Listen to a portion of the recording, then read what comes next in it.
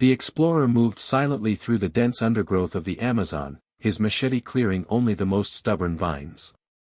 The air was thick with heat and the calls of unseen creatures. Sweat clung to his skin, and insects buzzed with relentless persistence. Yet, none of it distracted him. He was searching. Legend spoke of a ruined temple swallowed by the jungle, older than memory, untouched by time. Few believed it existed. Fewer still returned from hunting it. But he had no interest in fame or gold. What drew him into the green depths was the allure of mystery, the pull of something forgotten, something alive. On the 6th day, he started feeling it, the unmistakable sense of being followed.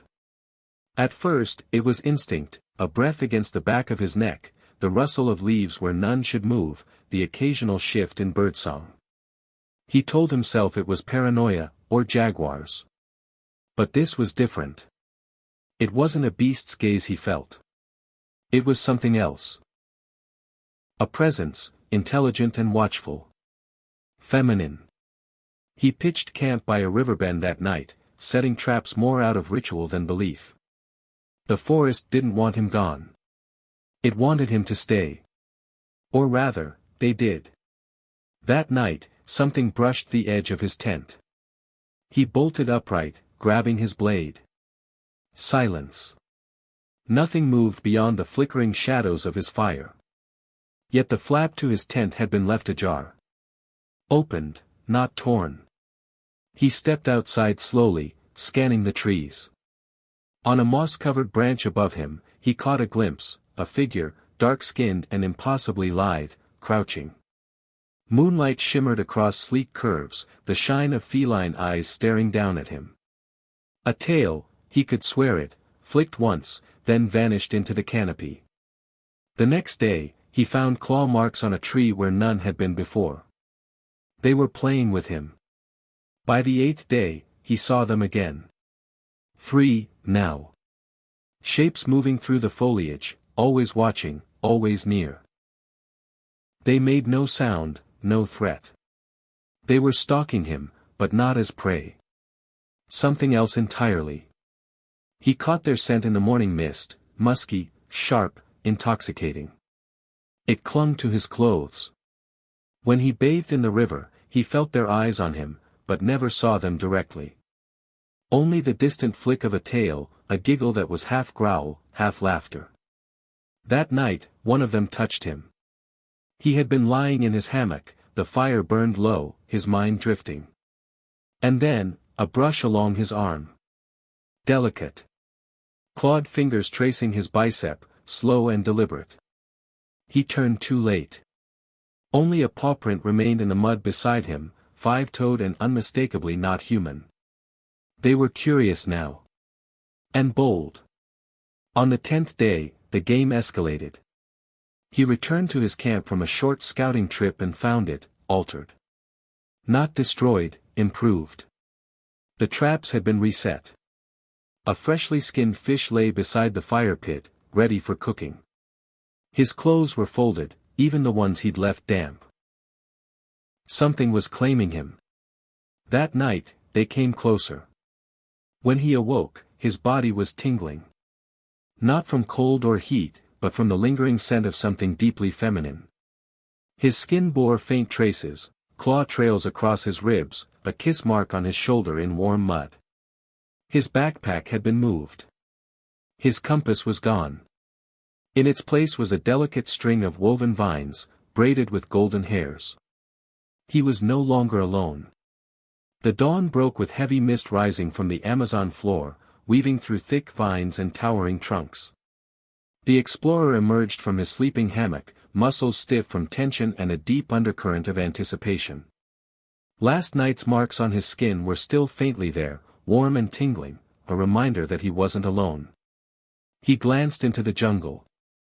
The air smelled of damp earth and something wilder, feline musk and ancient wood. His heart beat faster. He felt them, always watching, Lonari, Sira, Naali. He packed quietly, arranging his gear with careful motions. When he lifted his pack, he noticed something unusual, a small woven bag hanging from a branch that hadn't been there before. Inside, 3 feathers, obviously from macaw, tied to a vine. A silent invitation. He paused, then slipped it back, curiosity overtaking caution. Through the dense green walls, shadows slithered. He stopped to look, a snake. No. Tufted ears gleamed faintly. Eyes, the gleam of golden eyes, reflected sunlight between leaves, then vanished. He pressed forward.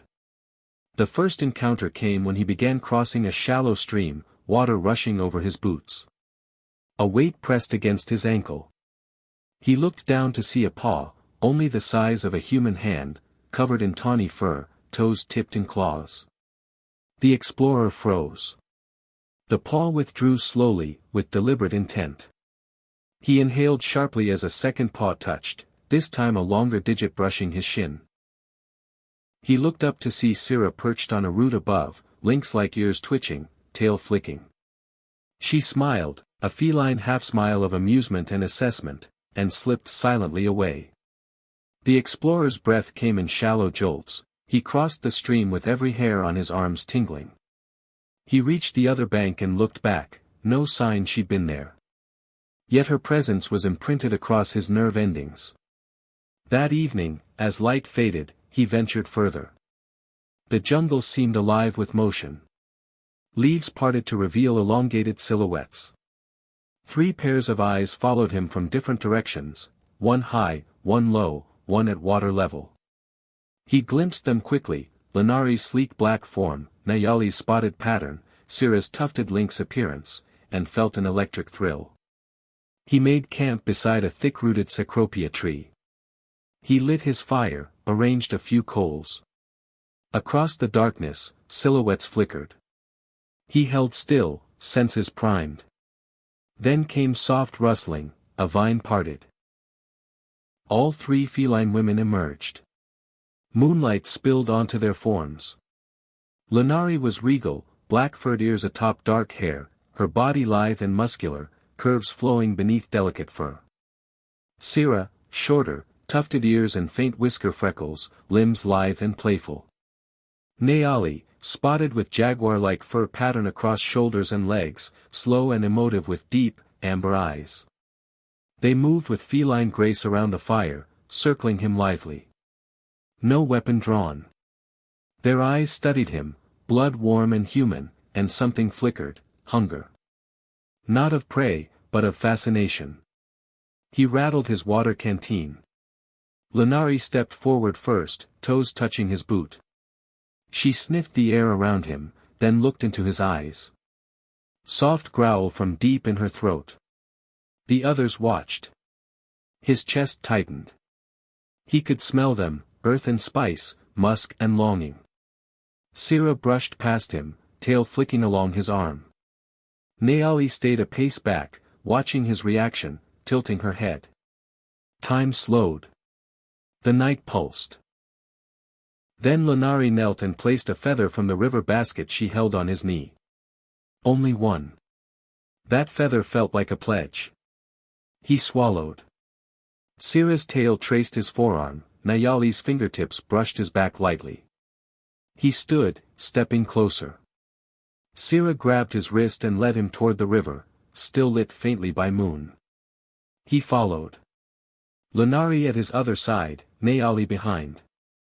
They walked softly through greenery until they reached a hidden alcove behind giant ferns, where water dripped from leaves into a stone basin, a natural pool. They paused. Syrah gestured, motioning him to wash. Her touch was gentle, but firm. He knelt on stones, dipped his hands in water. The shock of cool relief trembled through him. When he lifted his head, Lanari's reflection glowed beside his, golden eyes steady, tail curled behind her. Syrah tilted his chin gently, guiding his gaze to her face, and her tongue licked his collarbone softly. Nayali watched, fingers lightly trailing across his spine. Breath caught in his throat. They led him deeper into their world, away from camp, trailing into hidden halls beneath a canopy so dense light vanished. At last, they stepped into a clearing ringed by vine-wrapped columns and carved stone statues of feline guardians, an ancient temple, unseen by outsiders. Vines ran over mossed stones, spray from a small waterfall dripped into pools. He stared, awestruck. The feline women watched him, shapes illuminated by phosphorescent fungi glowing softly in damp darkness. He exhaled, voice catching. They responded with mellifluous purrs and soft clicks, something like laughter and welcome. Lunari led him into the center, feet padding on flagstones. She knelt, beckoning. Sira circled, brushing fur against his legs. Naali pressed her hands into his chest gently, steadying him. He closed his eyes. The ancient temple breathed around them, its stones witnessed countless seasons. Without warning, Sira grabbed his hand and guided it to her waist. Slick fur and warm skin under coarse pelt. He gasped. She pressed, leaning into his palm, murmuring soft sounds in her throat. His muscles tensed, Lunari pressed closer again, a single hand sliding down his shoulder to his chest. Naali leaned into his side, scent filling his senses, even her breath felt sensual. They surrounded him, voices silent yet singing on their breath. He felt their bodies, soft fur, strong muscle, beating heart. He froze, overwhelmed by sensation. Lunari whispered no words, but her eyes said, "Trust me." Sira purred low, pressing against him. Nayali's touch settled nerves, steady and deep. Together, they claimed him. He exhaled slowly. His world narrowed to them, this spot in the jungle temple that throbbed with magic. He let his knife fall to the mossy floor, left it behind. Each watched. They guided him gently, hands urgent, entrancing gestures. Sira traced symbols on stone. Lunari draped a vine-striped cloth over his shoulders, its silk dyed with jungle dyes. Naali brushed moss from his face, meeting his gaze in steady calm. For the first time in weeks, he surrendered fully. To their presence, their rhythm, the wild week of pursuit now ended in a resting, thrilling ache of belonging. They closed around him, each feline woman pressing into a different part of him, curves sliding, claws kneading, tails curling. He inhaled. He let himself sink into the soft hum of life around him. They played with him gently, confidently, hands and paws guiding limbs, scent trailing on skin, breath whispering across throat. In the heart of the jungle temple, under a canopy of emerald leaves, he gave in. When he awoke, the explorer felt the pulse of the temple beneath his skin. He lay on a bed of woven vine mats and soft moss patches, the scent of damp stone and petal-rich water heavy in his lungs. The three feline women stirred around him, Lunari, Sira, and Naali, each awake, alert, watching. Lunari, black-furred ears atop dark hair, prowled like a queen surveying her domain. She circled him slowly, altitude grace in every movement, golden eyes thoughtful and hypnotic. Sira, lithe and playful, tufted ears twitching, watched with restless fascination, tail flicking impatiently. Naali, spotted like jaguar markings, lay in shadow beside a low column, quiet intensity just beneath the surface of her gaze. Their earlier encounter had changed everything. He understood now, the game had ended, they had claimed him. Tonight, the temple would show him how deep their bond could run. The ritual begins. Lunari moved first, stepping close enough that he felt the warmth radiating from her body. She let her claws trail gently, non-threatening, down his forearm, the soft friction leaving gooseflesh. She leaned in, breath whispering across his neck, and pressed a berry-dyed vine around his wrist, knotted with human-sized bones carved into feline patterns. Sira stepped forward with a shallow bowl of crushed petals and oils. She lifted a single petal to his collarbone, pressed lightly, then smudged circles and teardrop shapes in ritual geometry. As she worked, her nostrils flared, scent mingling with his sweat, the marks cooling quickly on his skin like sacred tattoos. Naali watched with impassive serenity. Only when Sira's designs were complete did she rise and place a hand over his heart. Her fingers were still, fingers curved like vines. Her amber eyes slipped closed, as if sealing some invisible bond between them all. Lessons in the quiet. The next day, he awoke with Sira kneeling beside him, tail curled around his leg. Her eyes held mischief. She traced a fingertip along the petal-marked line that Lunari had drawn the night prior, pausing at his throat, then dragging down along his chest in a gentle feather touch. Lunari stood and beckoned him with her head, sharp movement of ears and chin, down a dry stone corridor. He followed, heart pounding, into a circular chamber adorned with vine-entwined statues of feline goddesses. The chamber felt alive, roots pulsed through the earthen floor, vines whispered above like breathing tendrils. Here, they taught him more of their world, how to step like a shadow, landing softly, how to track a deer's hoofbeat by smell, how to move through understory without crushing undergrowth. Each lesson was paired with soft contact, a claw brushing his ribs when he stumbled, a tail curling across his wrist to redirect him. At dusk, they led him to a high ledge overlooking a rushing jungle river.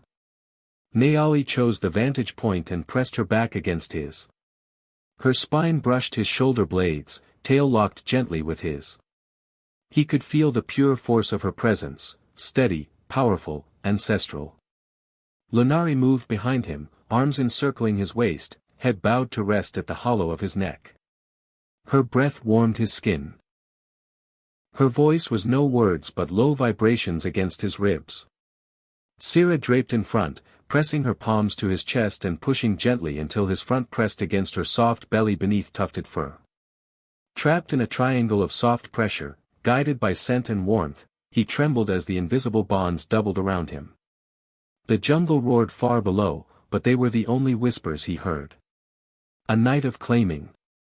Later, at the central fire pit in the temple courtyard, heavily laden with ferns, flower petals, and warm light, they gathered to eat. Fruits, jungle fowl roasted, sweet honeyed sap drinks brewed from ancient roots. They fed him slowly, each feline woman offering morsels. Lunari fed him pieces of lean meat, Sira slid fruit pulp across his lips, Naali pressed cold water to his palm and showed him how to sip quietly to taste the subtle minerals. As darkness settled into air thick with heat, Lunari rose. She motioned to the fire's edge and lay back on vines and petals. The others followed, curling around him at her sides. He realized he wore only fiber wraps, garments crafted by them. The petal rub designs from the ritual had smudged across his torso, forming new patterns. Lunari stared into his eyes. Her voice was a soft growl, pitched more in body than words. She moved atop him slowly, knees straddling his hips. Her tail wrapped his thigh, her hands pressed into his chest. She leaned down, brushing lips to throat with the lightest lick. Sira knelt at his head, brushing gentle kisses across his cheek. Naali pressed her forehead to his heart, her body folding into his like a quiet pulse. He closed his eyes. His breath came slow. Their presence was no longer alien. It pulsed through his veins. He was theirs. Not an outcome.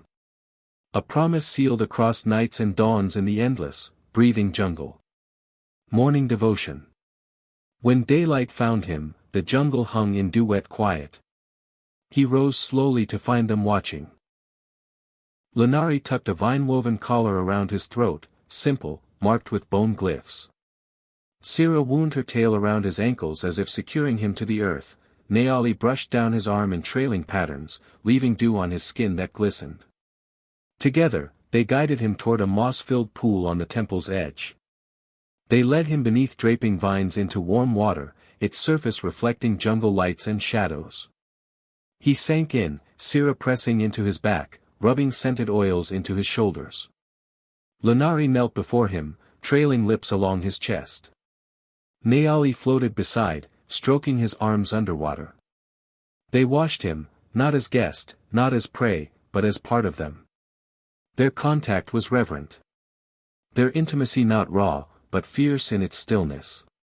The bonds of the ritual had deepened into devotion, the chase had ended in surrender. He emerged cleansed, clean of fear, clean of purpose other than theirs. The temple awaited, silent witness to his transition from stranger to beloved. The explorer no longer moved like an outsider. Each step he took was deliberate, measured, fluid.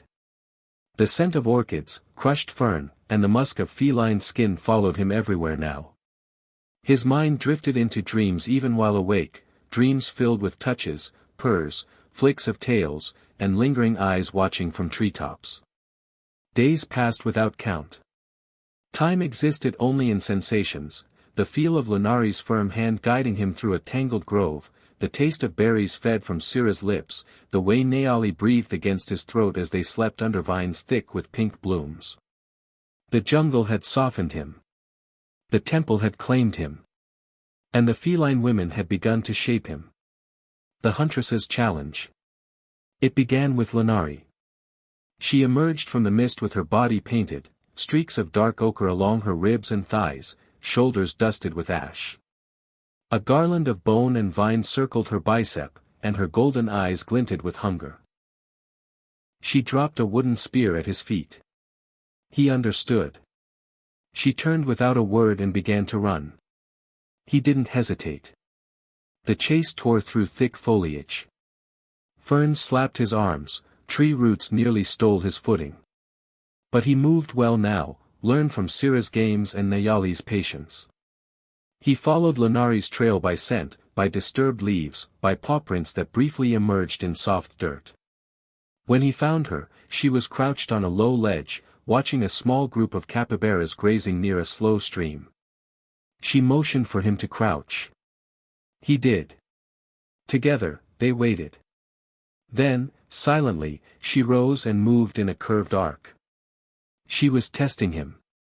He gripped the spear, moved through the brush, and exhaled. The creature's head lifted. The jungle fell silent. The throw was clumsy, but true.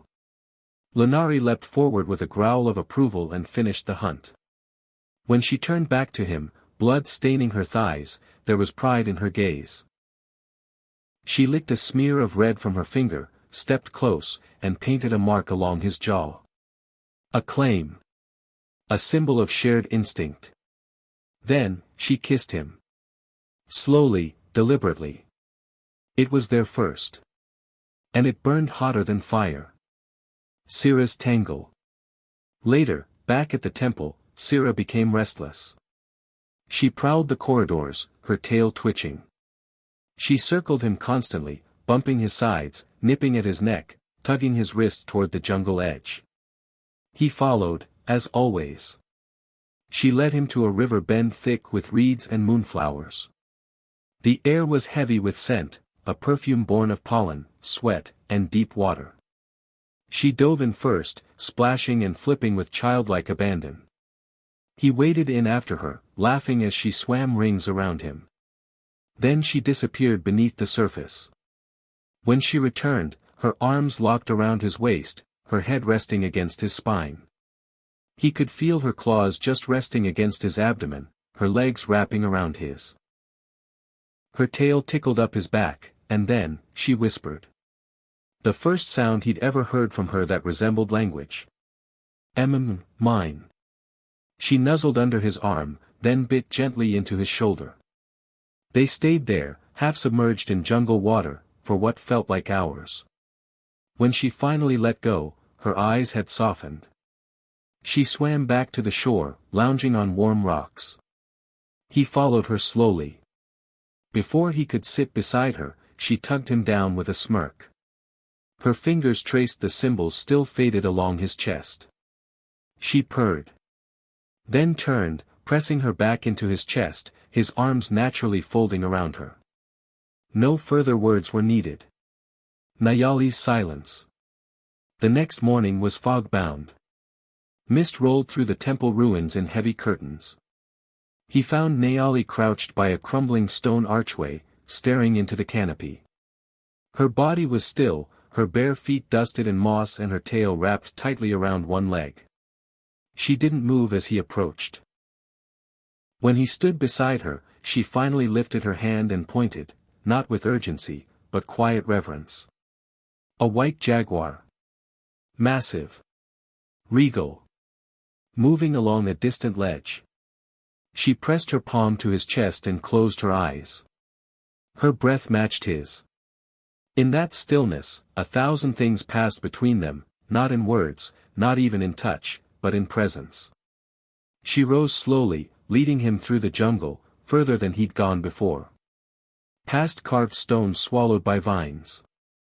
Past silent trees with bark shaped like old faces. Past a place where the air felt thicker, the green darker. Eventually, she led him to a grove lit by shafts of golden light.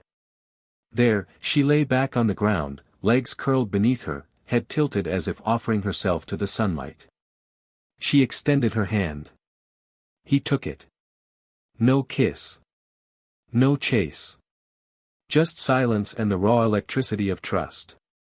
They lay together until the sun passed beyond the canopy. She pressed her forehead to his. And the bond deepened. All three. That night was different. The jungle throbbed with energy. Thunder rumbled far in the distance. Cicadas screamed in waves. The three of them waited in the central chamber, Lanari seated like a queen on stone steps, Sira draped across her lap, Naali standing behind them, hair falling over one shoulder. When he entered, none of them moved. He stood before them, bare-chested, marked with dirt, sweat, and paint. Sira slinked toward him first. She circled once, her tail brushing his calves. Then Lanari rose and approached from behind. Her breath hit his neck before her fingers did. Naali moved last, stepping forward, sliding her palm across his sternum. Without a word, they led him to the moss-covered floor. He was surrounded. Lanari took his hand, guiding it over her ribs, then her waist, then to her hip where her heart pulsed wild beneath skin. Sira curled her body against his other side, legs tangled in his, laughter low and feline. Naali curled her tail around his ankle and slowly leaned in until their noses touched. Then all was motion and warmth and scent. They didn't fight over him, they enveloped him. Every sigh, every purr, every shift of weight was a message: you are not lost. You are home. Becoming. By dawn, he was changed. The collar Lanari had placed around his throat now bore carved markings, symbols etched during the night by Naali while he slept, cradled in Sira's limbs. He had dreamed of feline eyes, of running with them through the trees, of laughter echoing across vines. He didn't want to leave. He couldn't. Lanari placed her forehead to his, and for the first time, her voice carried words, not fluent, but soft and formed. You stay. Not a question. A statement. He nodded. The sun rose blood-red above the jungle canopy. Thick mist coiled like serpents through the undergrowth, and a hush fell over the temple ruins, deeper than any morning before. Something was different. The explorer felt it the moment he opened his eyes.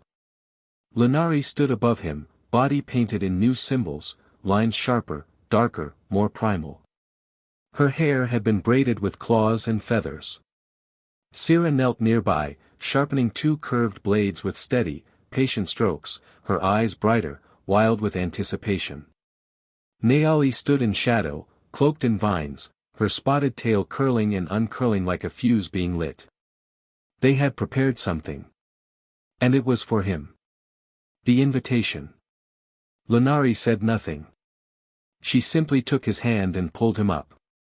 Her grip was firm. Confident.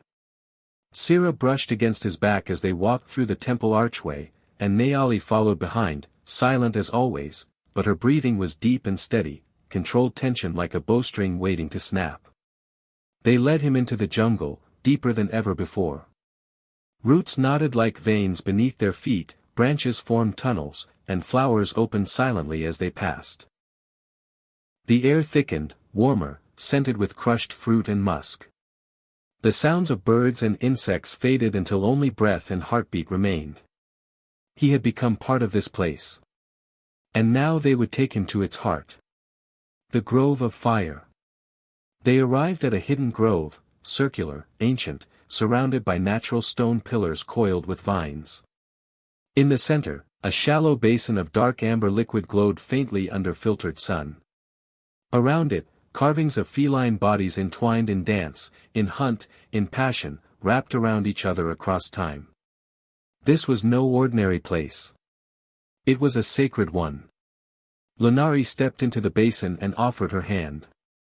Without hesitation, he stepped in. The liquid was warm, thicker than water, lighter than oil. It clung to the skin and sent tingles across every inch of his body.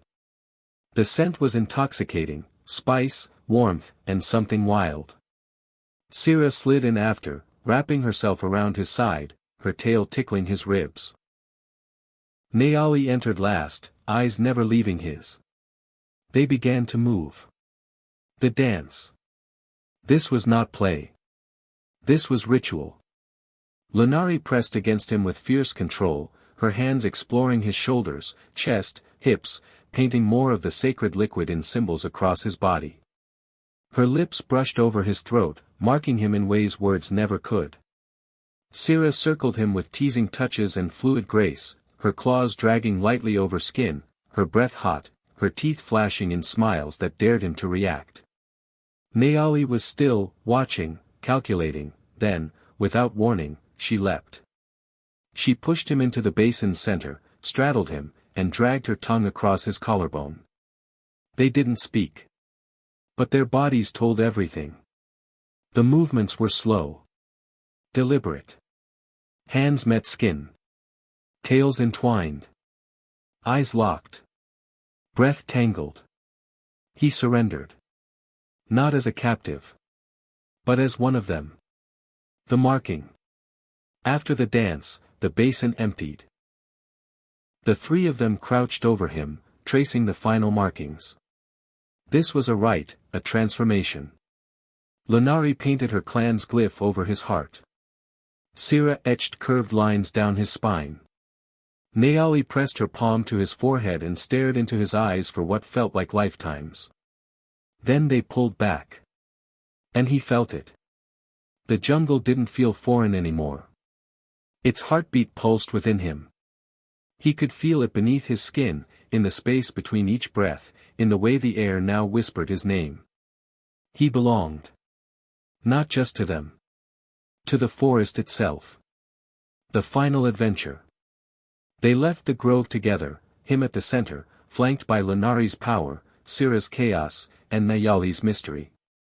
The jungle welcomed them with open arms. They moved through it like shadows, chasing moonlight across leaves, bathing under waterfalls, hunting by starlight. One night, they wrestled in the mud beneath a thunderstorm, slipping and growling and laughing between flashes of lightning. The next, they danced on vines high above the canopy, their bodies bare to the moon, wild and fearless. Every day became more daring. Every night, more intimate. The lines between them faded. He stopped thinking in words. He thought in scent, in rhythm, in instinct. And they adored him for it. The eclipse. The day of the eclipse arrived without warning. The jungle darkened midday, casting red gold light across the forest floor. The feline women grew still. Something ancient stirred. They brought him to the temple's tallest tower, a crumbled ruin, half swallowed by trees and flowering vines. At its top, they placed him in the center of an old circle of stone and leaf, surrounded by symbols carved hundreds of years before. Lunari pressed her forehead to his. Sira curled around his back, arms across his chest. Naali climbed into his lap, legs on either side, pressing her hands to his temples. The eclipse passed slowly. And as the light returned, they kissed him in turn. Lunari first, slow and fierce, Sira next, playful and soft, Naali last, intense and still. It was more than passion. It was promise. The choice. That night, Lunari sat beside him at the fire. Others will come, she said at last. They'll find this place. They'll want to take it. He nodded. I'll protect it. She smiled. Not just the jungle, her. them. The bond. The sacred. The wild. This was no longer an expedition. It was a life. The forever. He never left. The world outside faded like a dream. He hunted with Lanari, tangled with Sira in wild laughter, and spent hours in silent meditation with Naali. The temple became his home, not stone and vine, but the space where their hearts touched. They gave him their world. He gave them his devotion. And together, they ruled the jungle like spirits bound by blood and breath. Even now, deep in the rainforest where no satellite reaches, where no map dares to draw, some say there's a hidden temple ruled by 3 feline goddesses. And a man who chose to be theirs. Forever.